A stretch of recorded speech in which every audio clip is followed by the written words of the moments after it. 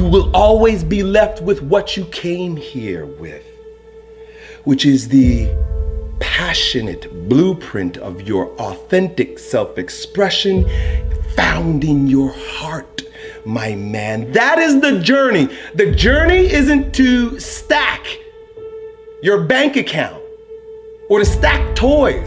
That's the lie. That's what we've been fed. That's what we've been told.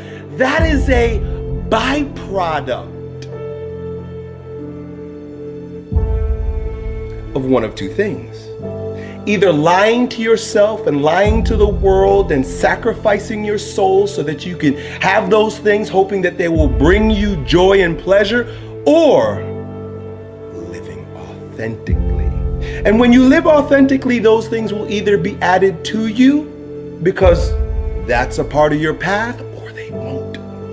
And you got to be okay with that. Because if you're focused on the outcome rather than the journey, rather than the art, rather than the self-expression, the poetry, the authoring of your own life, being the authority of your own life. So you made your bed, now you gotta sleep in it. Just be okay with that. Take responsibility for that. Don't feel sorry for yourself. Feel empowered by the fact that you are a creator in your life. You're a manifester of circumstances. You did something and you made something happen. Every moment comes with its yin and yang. Every moment comes with its light and dark. Every moment comes with its good and evil. The idea is to be fully present in the moment so that you can experience it all in its rawness, in its intensity, in its purpose. Each moment, its purpose is itself. We're not needing to do anything more. We're needing to get out of the way and let our truth shine through. Always go to virtues. Always go to character. Always go to who you're not being or who you're being. When you're ready to be great, greatness shows up in front of your eyes. Open up to your intuition, open up to your higher consciousness, open up to your truth, and stop letting fear-based consciousness based on past shit keep you stuck, bro. You gotta breathe.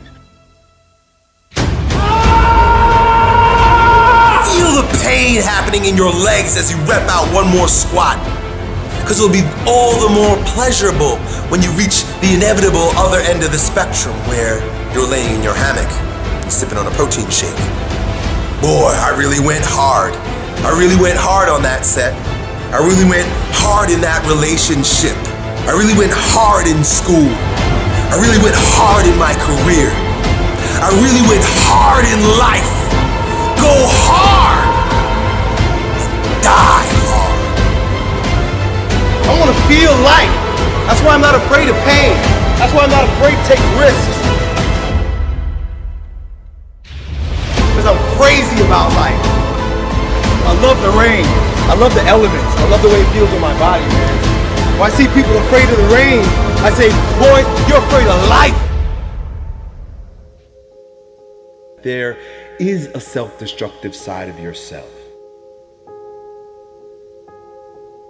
There is a self-destructive side to every single one of us.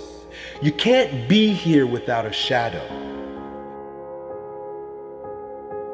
There is no light without shadow. There is no being without shadow. There is no day without night. The self-destructive side of yourself is just as important and intricate to your wholeness as your seemingly more positive or resourceful side. Successful people don't make the right decisions. They make all kinds of bad decisions because successful people have shadows too. The difference between successful people and others is that successful people make their decisions right. And making your decision right begins with taking full responsibility, ownership, and loving your destructive side, your shadow side. Making the right decision isn't about fixing yourself or remedying the problem. It is about self-acceptance first.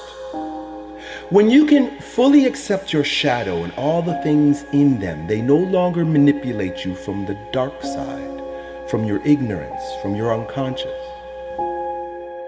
When I make this decision and I get this result, what is God trying to show me? What is my inner being trying to reveal to me? What part of myself have I denied and now is manipulating me from the underworld? Your shadows, your destructive side, those things that you have shoved down in your deep, dark unconscious, oftentimes contain the greatest gifts you've been given. You think yourself as a loser. You really do. That's why you can't win. Oh, I don't feel so good today. Get your lazy, sick ass up out of bed. Take those very things that you've been resisting. Look at them, question them, look at them from multiple different angles, and then integrate it into your wisdom, into your being. Knowing thyself is first, foremost, primary, foundational, and means way more than anything else. Indulge in the pain. Feel the pain. If you've got a broken ankle, just feel the fucking pain. When you're working out and you want to die, feel the death happening in you. You're going to be living as a shell of yourself. It might be a shiny, flashy, expensive shell, but just a shell, my friend. If you're being yourself and being your truth, you have no desire to push anybody else off of their truth or try to bring them onto your truth with your righteousness. Every single limitation that you have is designed to make you a bit stronger, either by teaching you how to move over, around, or through a brick wall, or shedding light, becoming enlightened about your shadows. You want to live a big game, you got to figure yourself out, and you got to start dealing with yourself objectively. If you know you're fearful, get very clear about what you're fearful about, why you're making choices in your life based on that fear, and then face that fear.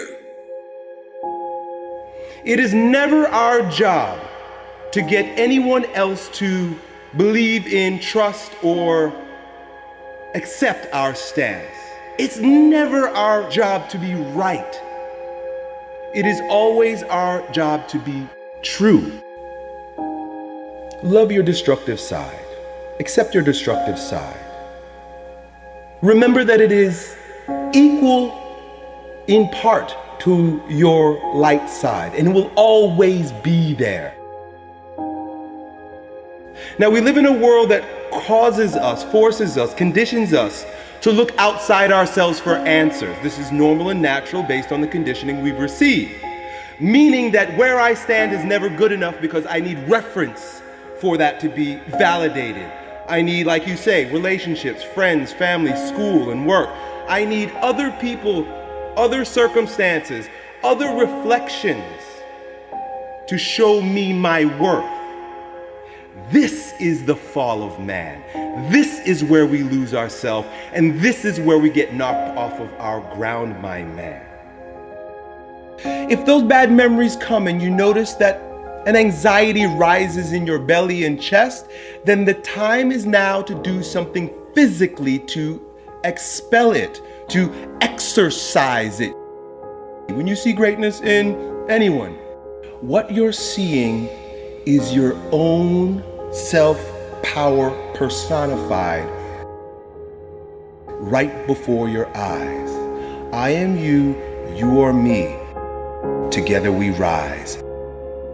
It doesn't matter if the world is crumbling down around you. It doesn't matter what's happening. You gotta look outside the box. Where are the warriors that say, I'm gonna make a decision and I'm keeping it? Devotion, discipline. Devote yourself to something bigger.